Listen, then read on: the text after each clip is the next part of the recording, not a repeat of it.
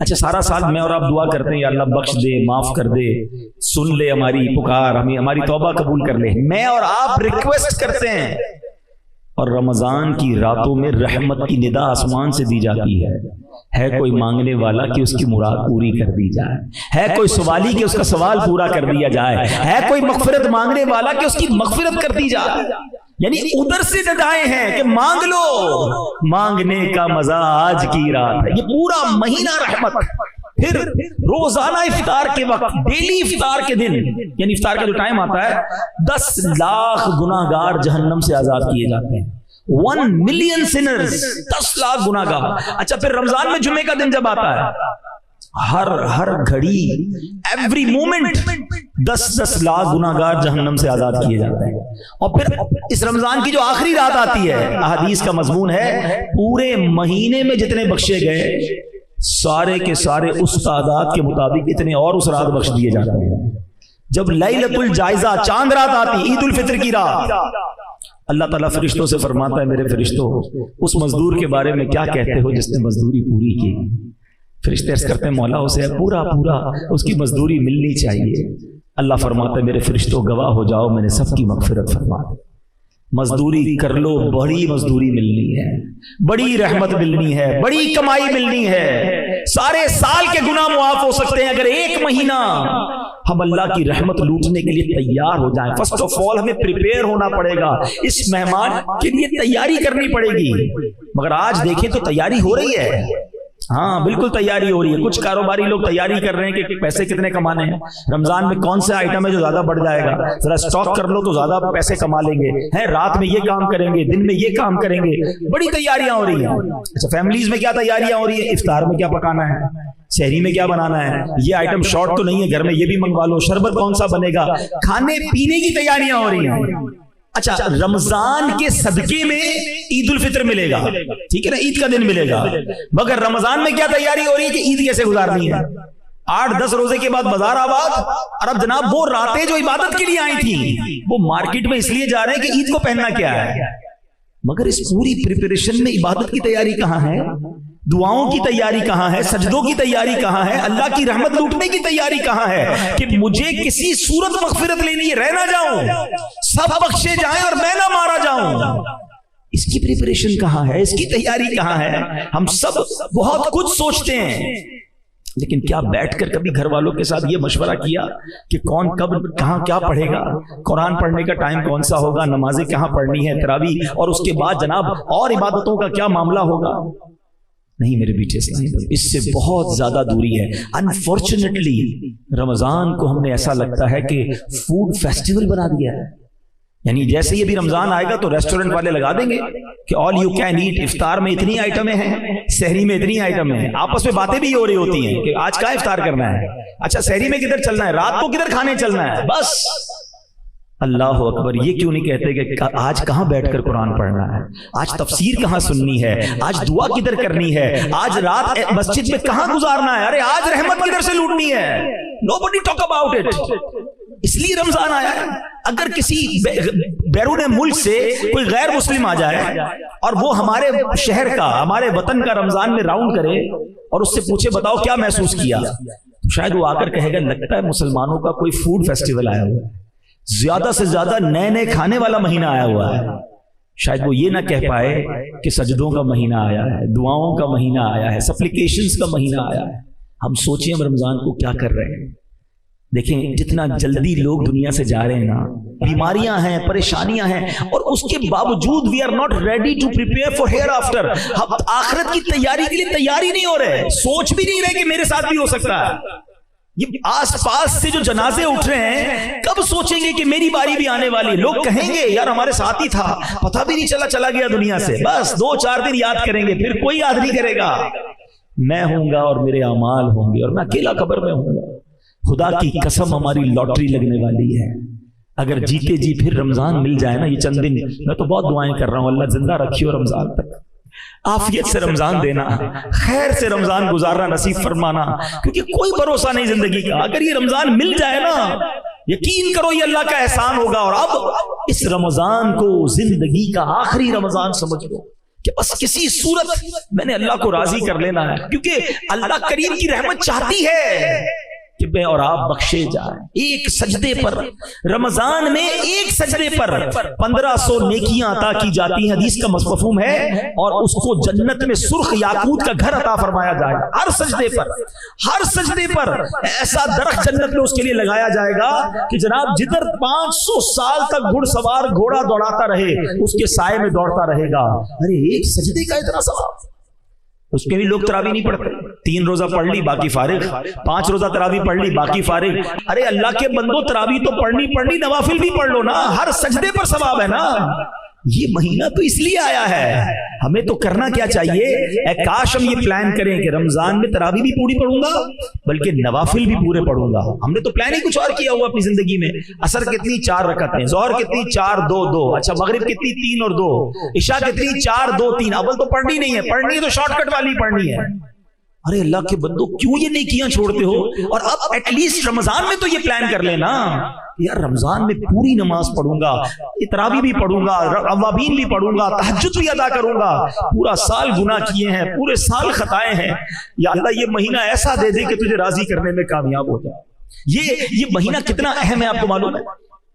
نزول قرآن کے بارے میں تو آپ جانتے ہیں، لیکن اس مہینے کی ایک اور شان شاید بہت ساروں کو نہیں پتا کہ اللہ کریم نے جو 4 بڑی آسمانی کتابیں نازل کی ہیں نا، توریت، انجیل، زبور اور قرآن، یہ چاروں کی چارے رمضان میں نازل فرمائی ہے، یعنی رمضان ہی کو چنا گیا۔ سبحان اللہ۔ آئیے آپ کی معلومات میں اضافہ کروں کہ مسند امام احمد کی روایت میں ہے کہ اللہ کے آخری نبی صلی اللہ تعالی علیہ وسلم نے فرمایا حضرت ابراہیم کے صحیفے رمضان کی پہلی رات میں نازل ہوئے، تورات شریف رمضان مبارک کی 7ویں رات میں نازل ہوئی، انجیل مقدس رمضان کی 14ویں رات نازل ہوئی، اور زبور شریف رمضان کی 6 تاریخ کو نازل ہوئی۔ اور سبحان اللہ، قرآن کے بارے میں رب فرماتا ہے شہر رمضان الذی انزل فیہ القرآن، رمضان کا مہینہ جس میں قرآن نازل کیا گیا۔ سبحان اللہ، ذرا سوچئے اس مہینے کی اہمیت کیا ہے، اور ہمیں اس مہینے میں کتنی بڑی نعمتیں عطا کی گئی ہیں، کتنی مہربانیاں کی گئی ہیں۔ پہلا عشرہ عشرہ رحمت، دوسرا عشرہ عشرہ مغفرت، تیسرا عشرہ جہنم سے آزادی کا عشرہ۔ اچھا، اس میں بھی ایک رات، یہ شب قدر جو عطا ہوئی نا، اس کے پیچھے بڑی زبردست علماء نے سورہ قدر کے شان نزول لکھے، ٹھیک ہے؟ سورہ قدر پڑھتے ہیں نا، بسم اللہ الرحمن الرحیم، انا انزلناہ فی لیلۃ القدر وما ادراک ما لیلۃ القدر لیلۃ القدر خیر من الف شہر۔ یہ جو 3 آیتیں ہیں نا، اس کو سمجھیے گا ذرا، یہ قرآن کا بہت خوبصورت اسلوب ہے، یہ the way of قرآن ہے کہ جب قرآن کو کسی بات پر emphasize کرنا ہوتا ہے، کسی بات کی تاکید کرنی ہوتی ہے، تو قرآن خود کوسچن ہم سے پوچھتا ہے، انا انزلناہ فی لیلۃ القدر، ہم نے نازل کیا اسے لیلۃ القدر میں۔ پھر آگے فرمایا وما ادراک ما لیلۃ القدر، تم نے کیا جانا لیلۃ القدر کیا ہے؟ یہ کوسچن کرنے کا مطلب یہ ہے کہ اٹریکشن لی جائے، لوگ سمجھے کہ بڑی اہم بات ہونے جا رہی ہے، be prepare for that words. جس طرح قرآن نے سورہ قارعہ میں فرمایا القارعۃ ما القارعہ وما ادراک ما القارعہ، تم نے کیا جانا قارعہ کیا ہے، اور اس کے بعد قرآن اسے ڈیفائن کرتا ہے۔ بالکل اسی طرح قرآن یہاں کہہ رہا ہے کہ تم نے کیا جانا لیلۃ القدر کیا ہے۔ پھر فرمایا لیلۃ القدر خیر من الف شہر، یہ وہ رات ہے جو 1000 مہینوں سے بہتر ہے۔ There is a question, why 1000 months؟ یہ 1000 مہینوں کی کیلکولیشن کیا ہے؟ 100 سال ہوتے، 50 سال ہوتے، 200 سال ہوتے، یہ 1000 مہینوں کے پیچھے لاجک کیا؟ اس کے پیچھے علماء نے، مفسرین قرآن نے بہت ساری جس کو کہیں شان نزول بیان کی ہے۔ نبی پاک علیہ الصلوۃ والسلام نے صحابہ کرام کے سامنے ایک واقعہ بیان کیا، پیارے آقا علیہ السلام نے بتایا، جس کا مضمون ہے کہ پچھلے زمانے میں ایک بزرگ ہوتے تھے، ان کا نام تھا شمعون، بنی اسرائیل کا زمانہ تھا، حضرت شمعون۔ نبی پاک نے فرمایا کہ وہ بڑی اللہ کی عبادت کرتے تھے، دن میں جہاد کرتے، رات کو عبادت کرتے، اور 1000 مہینوں تک انہوں نے ایسے وقت گزارا، روزہ بھی رکھتے تھے، بڑے جاندار تھے، بڑے طاقتور تھے، مگر بڑی صفاکی کے ساتھ، طویل واقعہ میں شارٹ کر کے بتا رہا ہوں، بڑی صفاکی کے ساتھ، بڑے ظلم کے ساتھ آپ کو شہید کر دیا گیا۔ اب جب صحابہ کرام نے واقعہ سنا تو کیا شاندار مائنڈ سیٹ تھا صحابہ کرام کا. ہمیں کوئی پچھلی قوم کی پچھلے کسی لوگوں کی بات بتائے تو کہتے ہیں اچھا اتنے پیسے تھے ہمارے پاس کیوں نہیں ہے. ہم تو کسی کے گھر جاتے ہیں اس کا گھر دیکھ کے ہمارا موڈ آف ہو جاتا ہے, یار اس کا اتنا بڑا, میرا چھوٹا سا گھر ہے, اتنی بڑی گاڑی میری کب ہوگی, اس کی گاڑی دیکھے تو رات نہیں گزرتی. اللہ کے بندو اس ریس میں مارے جاؤ گے, ہاں یہ کبھی نہیں جیت سکتے, پریشان ہی رہو گے. اگر یہ والی ریس کرنی ہے نا تو پریشان ہی رہنا ہے, کیونکہ کروڑ پتی ارب پتی کو دیکھ کے پیچھے رہ جائے گا, ارب پتی کے اوپر خرب پتی موجود ہے. آپ کتنی بھی بڑی گاڑی لے لیں, ہم لوگوں کے پاس پرائیویٹ جیٹ آ گئے, کہاں تک جاؤ گے. اللہ کے بندو جو رب نے دیا ہے اس پہ شکر ادا کر لو, انجوائے کرو اپنی لائف کو.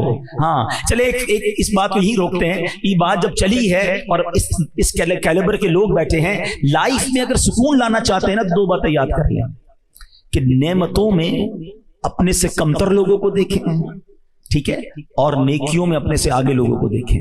آپ کی لائف مزیدار ہو جائے گی. آپ کو جب بھی لگے نا کہ یار میرے سے آگے لوگ ہیں, وہ نہ دیکھیں, اپنے سے پیچھے والوں کو دیکھیں. جھونپڑی میں لوگ رہ رہے ہیں, روڈوں پہ سو رہے ہیں, کھانے کو پیسے نہیں ہیں, گھر نہیں ہے, ہاسپٹل میں پڑے ہوئے ہیں, بڑی بڑی بیماریاں ہیں. ارے اللہ نے تو مجھے کروڑوں سے اچھا بنایا ہے, میں کیوں آگے والے کو دیکھ کر ٹینشن میں ہوں. پیچھے والوں کو دیکھو گے تو سجدے سے سر نہیں اٹھے گا.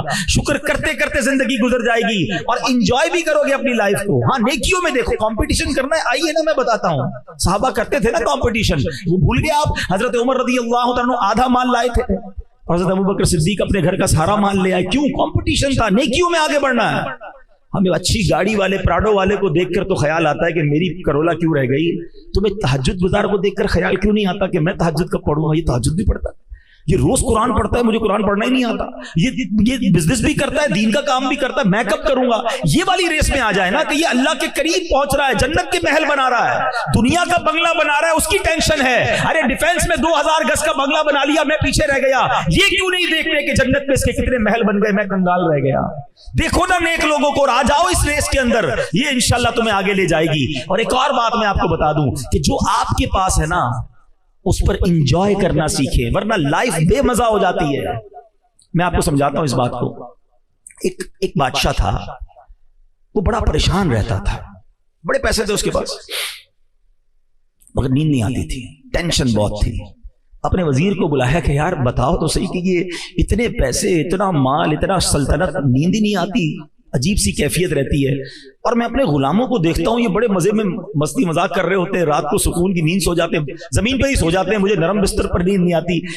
میرے اور ان میں فرق کیا ہے؟ یہ اتنا انجوائے کیوں کر رہے ہیں لائف کو, میں پریشان کیوں؟ اس نے کہا بادشاہ سلامت, یہ بات آپ کو 99 نمبر کے فارمولے سے سمجھ آئے گی. یہ کون سا فارمولہ ہے؟ کبھی سمجھاتا ہوں. اس نے ایک غلام کو بلایا, ادھر آؤ. بادشاہ سلامت آپ اس کو 100 اشرفیاں تحفے میں دے دیں. بادشاہ تھا, اس کے لیے 100 اشرفیاں کیا چیز ہیں. 100 اشرفیوں کی تھیلی منگوائی, وزیر کے ہاتھ میں دی. اس وزیر نے کیا کیا, چپکے سے اس کے اندر سے ایک اشرفی نکال کے جیب میں رکھ لی. کہا جاؤ مبارک ہو. اس غلام کی تو لاٹری لگ گئی, زندگی میں ایک اشرفی نہیں دیکھی تھی, 100 اشرفیاں. او جناب, گھر گیا, خوشی خوشی سارے گھر والوں کو, بچوں کو جمع کیا, بیوی کو بلایا, مبارک ہو مبارک ہو. کیا ہوا؟ 100 اشرفیاں بادشاہ نے دی ہیں, اپنی تو زندگی بن گئی. سارے بچے خوش, وائف بھی خوش. بچے کہتے ہیں ابو اشرفیاں دکھائے تو اسی ہوتی کیسی, ہم نے دیکھی نہیں آج تک. تھیلی کھولی اور اشرفیاں اس نے نکال دی. کہا ابو ہم گن لیں. کہا گنو. بچوں نے گننا شروع کی, کتنی نکلی؟ 99. ایک تو رکھ لی تھی نا اس نے. کہا ابو یہ تو 99 ہیں. کہا نہیں, بادشاہ نے دی ہیں 100 ہوتی ہیں, پوری 100 ہوں گی, گنو, تو میں گننا نہیں آتا. پھر گنی 99. بیوی نے کہا ہٹو میں گنتی ہوں, بچوں کو گننا نہیں آتا. بیوی نے گنی, نکلی 99. شوہر نے کہا تم سب ہٹو, تمہیں گنتی نہیں آتی, میں گنتا ہوں. نکلی 99.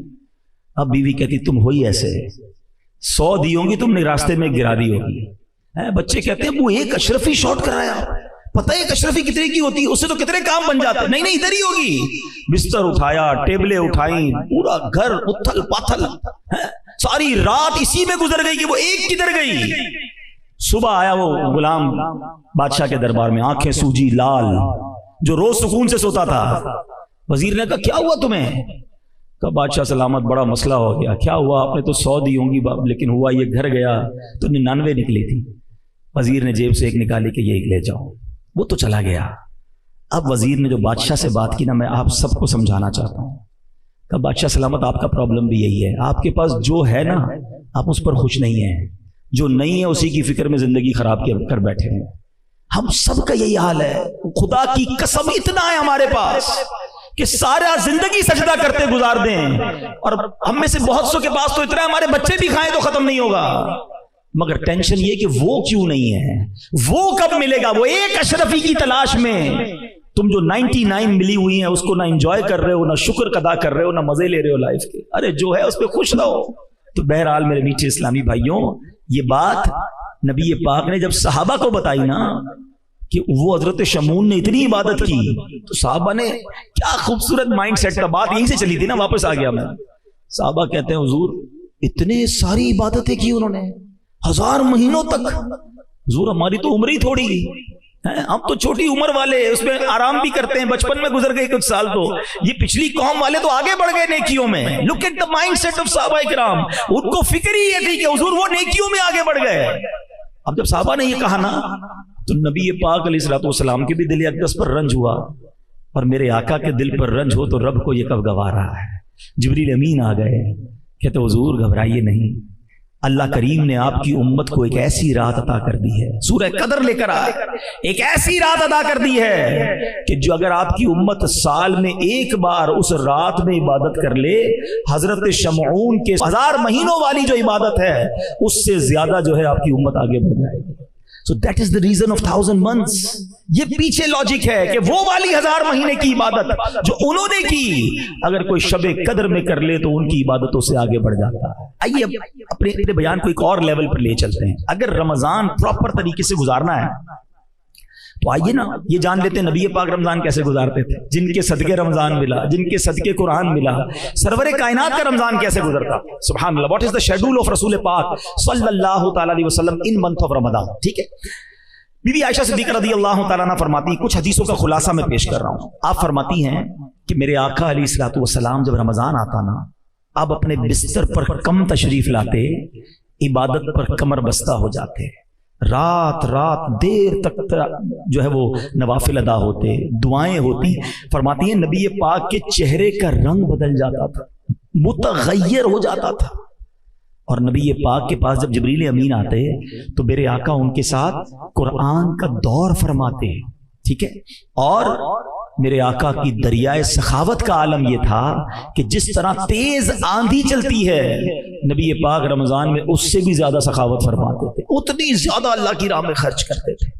تو حدیثوں سے یہ 4 مین باتیں پتہ چلی ہیں, نمازیں, نوافل, دعائیں, تلاوت اور سخاوت. یہ ہم نے بھی پکڑ لینا ہے. اپنے رمضان کو اس بار اس طرح گزار کے دیکھو کہ عبادت میں گزارنا ہے, ساری نمازیں پڑھنی ہیں, روزے رکھنے ہیں, تراویح پڑھنی ہے, خوب تلاوت کریں. تلاوت کا بھی بڑا مسئلہ ہے, کہنے میں مزہ نہیں آ رہا, مگر بہت بڑی تعداد وہ ہے جن کو پراپر اب تک قرآن پڑھنا ہی نہیں آیا. دنیا بھر کی معلومات, $1 لینا نہیں, ڈالر کا روز ریٹ چیک کرنا ہے, سونے کا بھاؤ چیک کرنا ہے, دنیا بھر کی بحث کرنی ہے, قرآن پڑھنے نہ سیکھ سکا. بتاؤ نا یہ کیسی زندگی ہے. حدیث پاک کے الفاظ ہیں, وہ دل ویران ہے جس میں کچھ قرآن نہیں ہے. اپنے آپ سے پوچھو, اتنی نالج دنیا کی اور دل ویران قرآن کے بغیر. نہ کریں ایسا. ایٹ لیسٹ اس رمضان کو تو انڈرسٹینڈنگ آف قرآن کا مہینہ بنا لو نا. اس رمضان میں اپنا شیڈیول ایسا بنائیں کہ یار 1 گھنٹہ روزانہ ایٹ لیسٹ تراویح کے علاوہ میں صرف قرآن کو دوں. اور آپ کے لیے کتنی آسانی ہو گئی ہے. ایک بزرگ نے بڑی پیاری بات کی کہ پچھلے 1400 سالوں میں دین سیکھنا اتنا آسان نہیں تھا جتنا اب آسان ہو گیا ہے. کتابیں PDF پہ آ گئیں, ویڈیوز آنا شروع ہو گئیں, کورسز آن لائن ہونا شروع ہو گئے. یعنی اگر کوئی دین سیکھنا چاہتا ہے, نہیں چاہتا تو اس کی مرضی ہے. فنگر ٹپس پہ دل میں دین ہے. ارے وہ زمانہ تھا لوگ اونٹوں پر, گھوڑوں پر, صحابہ کرام نے 6 مہینے کا سفر کیا ایک حدیث سننے کے لیے. آج کمپائل کر کے بکس ہیں, ذرا آپ انٹرنیٹ پہ سرچ کریں, کتابیں موجود ہیں, PDF پہ موبائل میں آ جاتی ہیں, اپلیکیشنز مل جاتی ہیں, آڈیو بکس آ جاتی ہیں. اگر نہیں سیکھنا تو اور بات ہے. ایک جملہ یاد کر لو, کام آئے گا. جس کو کام کرنا ہو نا, کوئی بھی کام کرنا ہو, اس کے لیے راستے بہت ہیں. جس کو نہیں کرنا نا, اس کے لیے بہانے بہت ہیں. اب آپ راستے نکالنے والے ہیں یا بہانے بنانے والے ہیں, یہ خود سوچ لیں. میری گزارش ہے اس رمضان میں انڈرسٹینڈنگ آف قرآن ڈیولپ کریں. اللہ کہتا کیا ہے قرآن میں, فرمایا کیا اس نے, مجھ سے کیا بات کی ہے رب نے. خدا را قرآن کو وقت دیں, قرآن کی اپنے تلفظ درست کریں.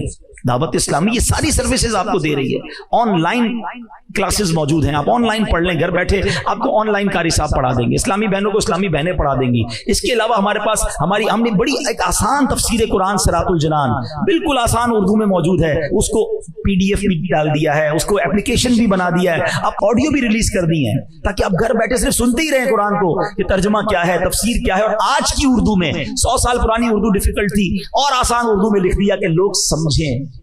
تو اس بار قرآن کے ساتھ رمضان گزاریں. میرے آقا دور فرماتے تھے قرآن کو. جو حافظ بچے مجھے سن رہے ہیں کم از کم رمضان میں قرآن تو پکا کر لیں, رمضان میں تو اپنے قرآن کی دہرائی کریں. ویسے تو سارا سال ہی آپ کو کرنا چاہیے تھا, لیکن یہ تو نزول قرآن کا مہینہ ہے, خاص رمضان اور قرآن کا ایک کمبینیشن ہے, اس کو حاصل کر لیجئے. اور پھر اس رمضان میں سخاوت کیجئے. اور یہ جو سخاوت ہے نا, اس کے پیچھے بھی ایک لاجک بڑی پیاری ہے. رمضان کو ماہ صبر بھی کہا جاتا ہے, ماہ مواسات بھی کہا جاتا ہے.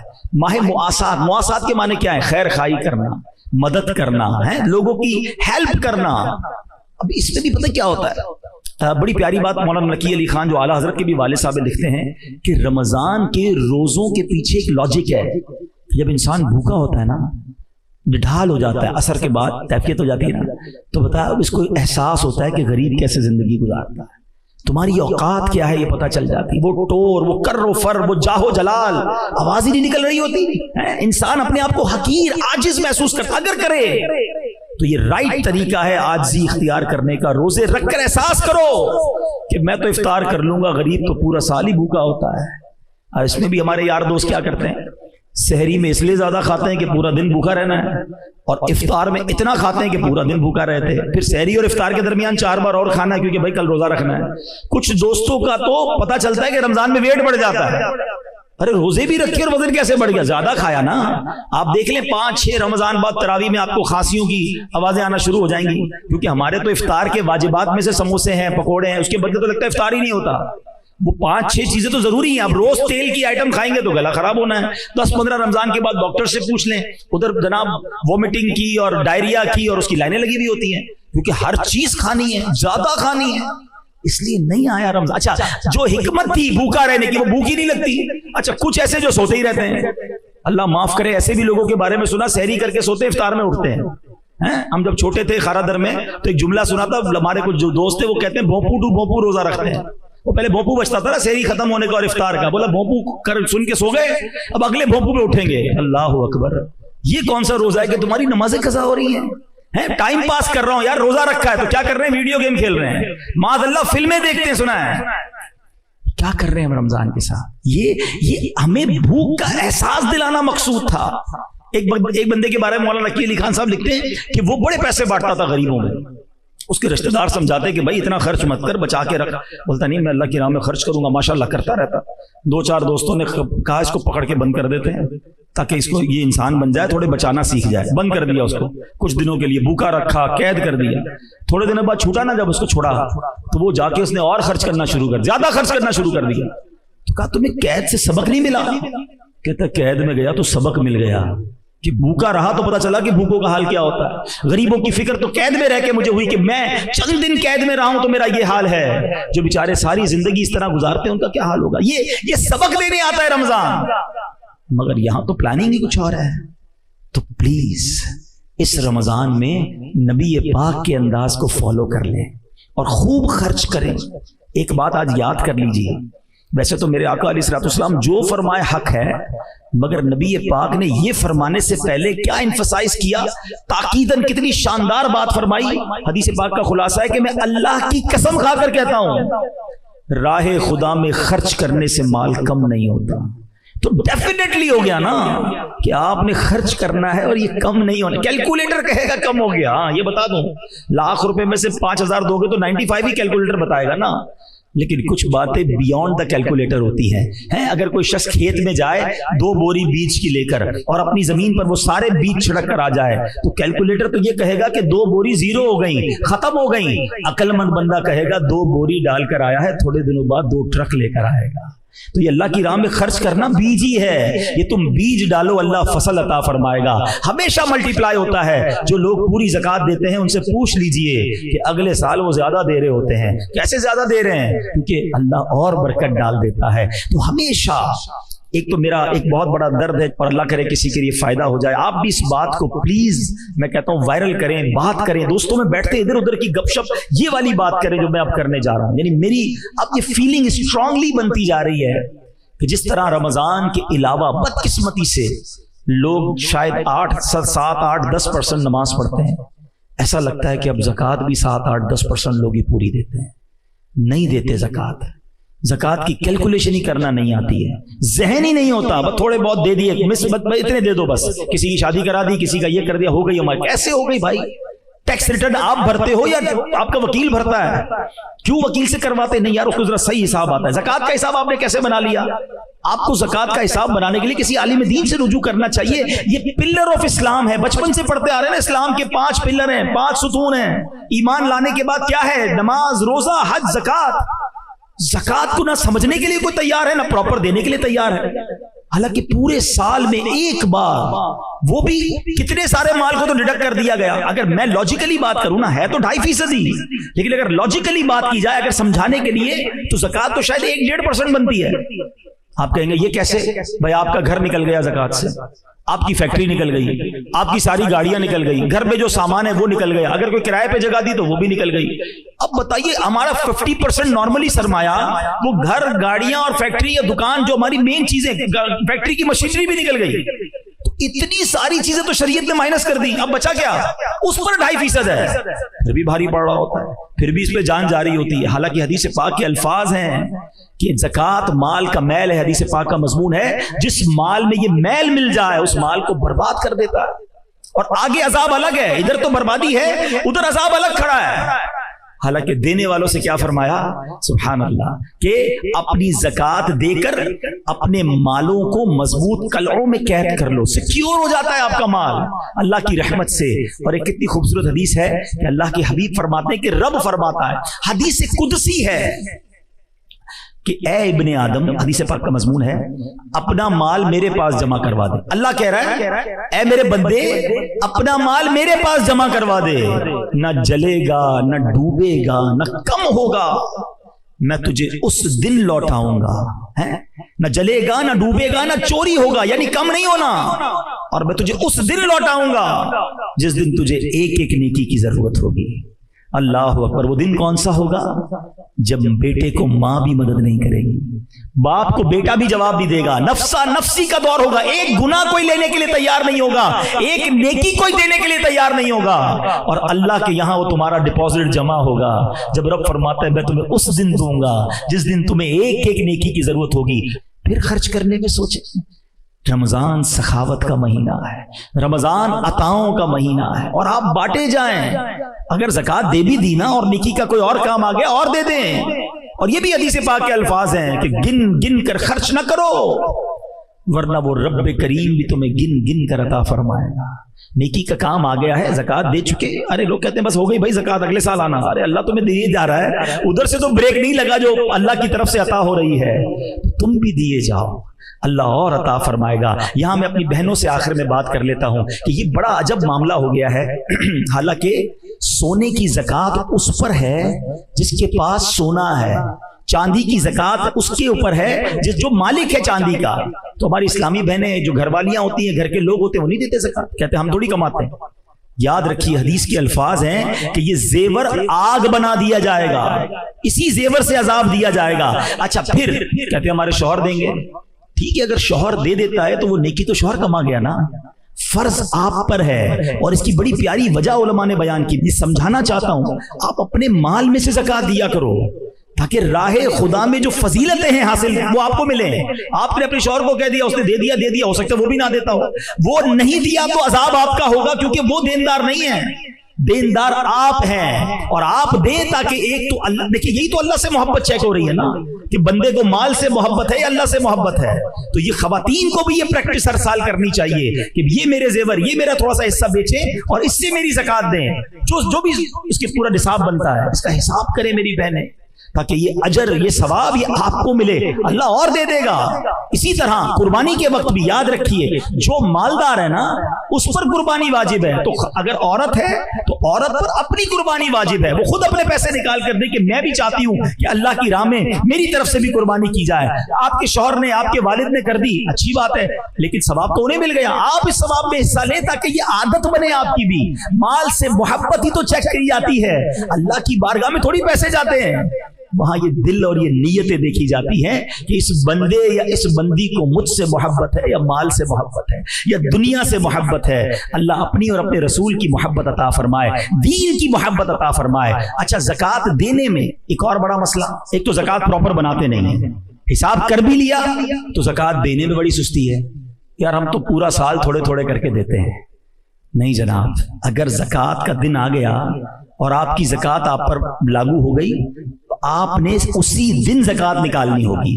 اگر آپ گریجولی نکالنا چاہتے ہیں تو اس کا طریقہ یہ ہے کہ آپ 1 سال ایڈوانس ہو جائیں، یعنی مثال کے طور پہ کسی کا یوم نصاب پہلی رمضان اور اس کی زکوٰۃ بنتی ہے 10 لاکھ روپے، تو ایک رمضان کو وہ 10 لاکھ تو پہلے دے دے تاکہ پچھلے سال کی میری زکوٰۃ ادا ہو گئی، اور اب اگلے رمضان تک وہ ہر مہینے لاکھ روپے دیتا رہے زکوٰۃ۔ اگلے رمضان میں جا کے کیلکولیٹ کر لے، 8 لاکھ دے دیے تھے، اب 10 بنتے تو 2 دے دے، 10 دے دی اور 12 بنتے تو مزید 2 دے دے، کم بنتے ہیں۔ اب ایسا بھی دیکھو شریعت کے طریقہ آسان ہے کہ کسی نے پورے سال میں زکوٰۃ دے دی 10 لاکھ روپے، بعد میں کیلکولیشن کی زکوٰۃ تو بنتی تھی 9 لاکھ روپے، تو کوئی بات نہیں، 1 لاکھ روپے اگلے سال کی زکوٰۃ کے لیے کیری فارورڈ کر لیں۔ تو بہت زیادہ فلیکسیبلٹی اور آسانی ہے، تو زکوٰۃ ڈیو ہو جائے تو فوراً دے دیں، اس کو ڈیلے نہ کریں، یہ وبال اپنے اوپر نہ رکھیں۔ اب تیسری بات، زکوٰۃ دیں کس کو، اس میں بھی بڑی سستی ہے، اپنی جان چھڑا لیتے ہیں، بھائی ہم کو تو یار ہم بانٹ دیتے ہیں رشتہ داروں میں، اپنے ملازمین کو دے دیتے ہیں۔ ارے بھائی آپ نے چیک کیا کہ وہ زکوٰۃ کے مستحق ہیں کہ نہیں بس یار اللہ معاف کرنے والا ہے۔ آپ کی دکان پہ 50,000 کا ادھار کوئی لینے آتا ہے تو 5 سوال کرتے ہو، کدھر سے آئے ہو، کوئی گارنٹی ہے کہ نہیں ہے، دکان کدھر ہے، ایسے کیسے ادھار دے دوں؟ اپنے پیسے دینے ہیں تو 4 سوال 5 سوال گارنٹیاں بھی لینی ہیں، اور زکوٰۃ دینی ہے تو کوئی محنت نہیں کرنی۔ تو زکوٰۃ دینا کس کو ہے؟ آپ کا میرا کام صرف زکوٰۃ کیلکولیٹ کر کے نکالنا نہیں ہے، اس فریضے کی ادائیگی جب ہوگی جب آپ اس کو مستحق تک پہنچائیں گے، یہ ذمہ داری ہے آپ کی۔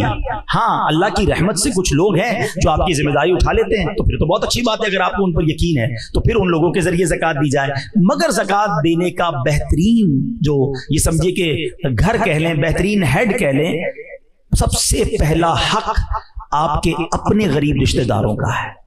پہلے اپنے غریب رشتہ داروں کو دیکھیں، ہاں وہ زکوٰۃ کے مستحق ہونے چاہیے، یہ یاد رکھیے گا کہ یار رشتہ داروں کو دینا زکوٰۃ ضروری ہے، اچھی بات ہے، لیکن وہ مستحق ہی نہیں ہے، آپ زکوٰۃ دیں گے تو آپ کی زکوٰۃ ہی ادا نہیں ہوگی۔ تو پہلے حق آپ کے غریب رشتہ داروں کا ہے۔